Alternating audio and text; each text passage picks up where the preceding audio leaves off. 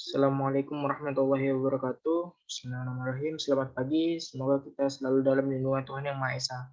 Pertama-tama puji syukur kepada Tuhan Yang Maha Esa karena telah memberikan rahmat dan hidayahnya sehingga saya dapat berkumpul di sini. Adapun topik yang akan saya bahas adalah perencanaan usaha sarapan school. Izinkan saya memperkenalkan diri terlebih dahulu.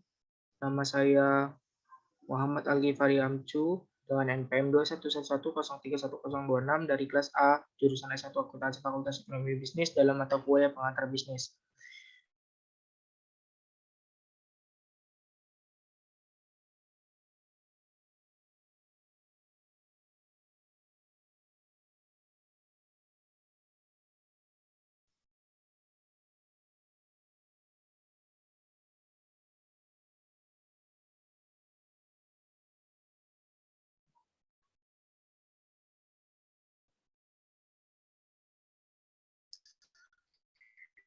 Saya ajukan pada pagi hari sebagai sarapan. Kenapa memilih nasi uduk? Karena nasi uduk bisa dikategorikan usaha rumahan. Dalam penyajiannya, nasi uduk sangat praktis, modalnya relatif murah dan harganya pun sangat terjangkau. Ditinjau dari segi pasar, nasi uduk ini memiliki pasar yang sangat luas karena terjangkau kalangan menengah ke bawah. Yang pertama, materi pertama ada perencanaan, materi bisnis, materi ketiga ada digital marketing, materi keempat ada logo dan slogan, dan materi kelima ada bauran pemasaran. Slide selanjutnya. Perencanaan usaha yaitu proses penentuan visi dan misi, tujuan strategi, kebijakan, prosedur, aturan, program, dan anggaran yang diperlukan untuk menjalankan suatu usaha atau bisnis tertentu. Tujuan usaha pertama, memberikan kepuasan terhadap konsumen. Yang kedua, memudahkan konsumen yang tidak sempat masak di rumah dan ingin sarapan. Yang ketiga, ada menyediakan laporan. Yang keempat, menyediakan makanan sehat, praktis, dan murah. Yang kelima, membuat nasi uduk semakin kenal orang yang kenalnya.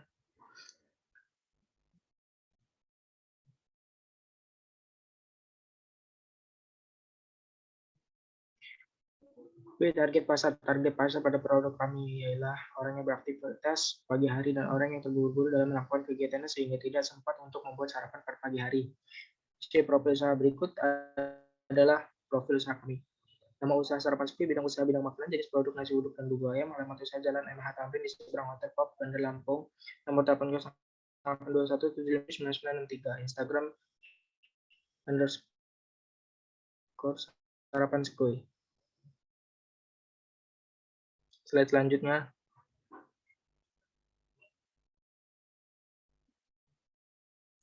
Ini keperluan dalam usaha. Yang pertama ada etalase, panci kukusan, yang ketiga ada penggorengan, yang keempat ada kompor, yang kelima ada tabung dan gas, yang keenam ada kertas bungkus, dan yang ketujuh ada karet gelang, dan yang delapan plastik. Rincian modal. Dari rincian anggaran untuk modal awal, kami dapat menyiapkan modal kurang lebih 2.481.000. Kami dapat menambahkan bahan baku atau barang untuk dibutuhkan untuk orang dan proses memasak. Slide selanjutnya.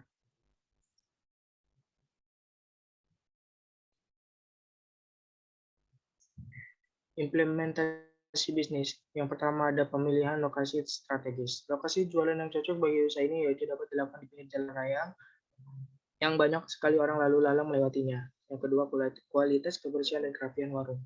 Hal akan menambah kesan nyaman bagi pelanggan kami yang membeli dan makan di tempat.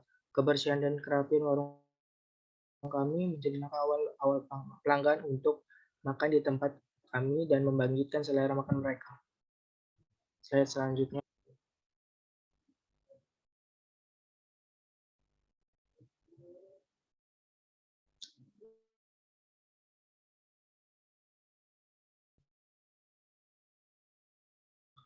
Yang ketiga ada variasi menu. Kami sudah dimulai di masyarakat luas, maka langkah selanjutnya yaitu variasi menu masakan. Kami dapat mengganti menu lauk setiap harinya untuk menghindari kebosanan yang dirasakan oleh pelanggan. Kami juga menambahkan berbagai topping pelengkap yang dapat membuat nasi uduk terlihat penyajian dengan besar. Materi ketiga adalah digital marketing. Kemasan digital adalah suatu usaha untuk mempromosikan sebuah merek dengan menggunakan media digital yang dapat menjangkau konsumen secara tertentu, pribadi, dan relevan. Tipe brand digital cukup banyak tekniknya.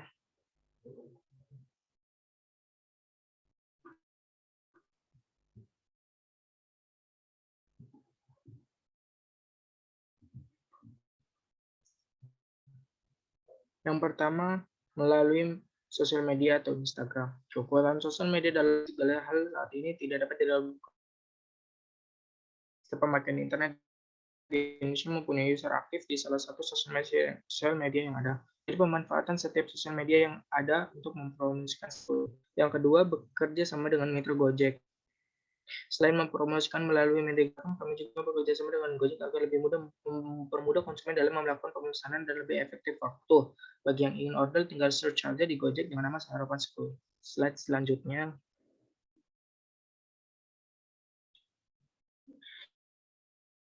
Inilah logo Sarapan School dan slogannya. Tapi sambil rebahan aja di Sarapan School. Itu contohnya. Slide selanjutnya.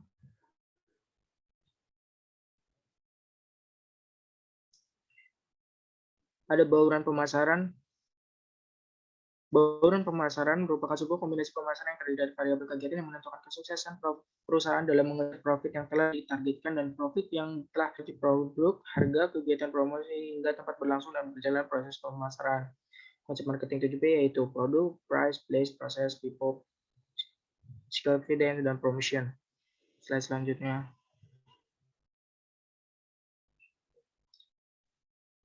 Yang tentu saja produk yang pertama adalah nasi uduk dan ada beberapa untuk tempat yang seterusnya proses kami menyiapkan segala hal yang dibutuhkan pada pukul 3 pagi setelah sebuah dagangan kami kita dagang dulu setelah rapi kami siap melayani konsumen sampai jam 12 untuk masyarakat yang tidak sempat memasak. Slide selanjutnya. Untuk hasil evidence packing kami berupa kertas nasi, kotak nasi, dan styrofoam.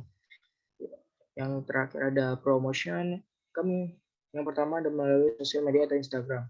Kekuatan sosial media dalam mengkabarkan saya ini tidak dapat diragukan lagi setiap pemakai internet Indonesia mempunyai user aktif di salah satu sosial media yang ada.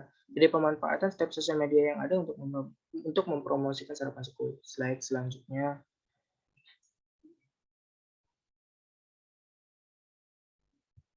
Yang kedua ada melalui jasa iklan yang ditawarkan oleh Google. Memanfaati media yang telah menjadi bernamping keseharian seluruh umat yang menggunakan Google adalah salah satu cara agar setiap orang tahu akan kehadiran Sarapan School.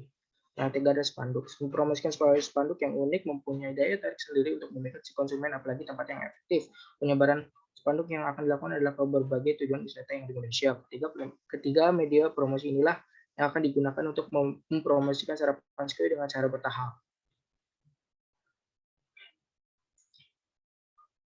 Kesimpulan, dalam menjalankan usaha tidak perlu modal yang besar, tetapi hanya perlu usaha, kerja keras, maupun kerja cerdas dibandingkan orang lain. Serta niat untuk memotivasi diri kita dalam mendirikan suatu usaha dari modal yang kecil.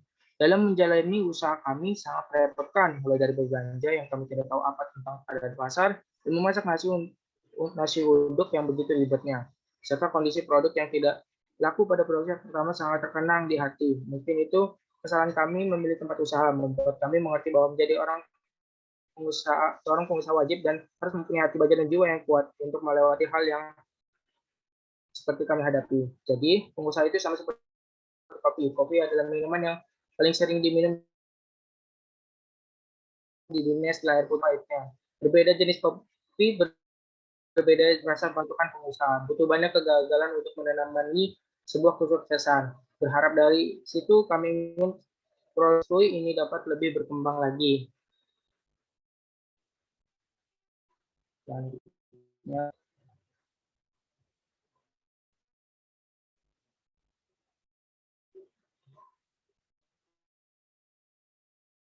Baiklah, atas presentasi pada pagi hari ini. Kepada Tuhan saya mohon ampun. Untuk perhatiannya saya ucapkan terima kasih. Assalamualaikum warahmatullahi wabarakatuh.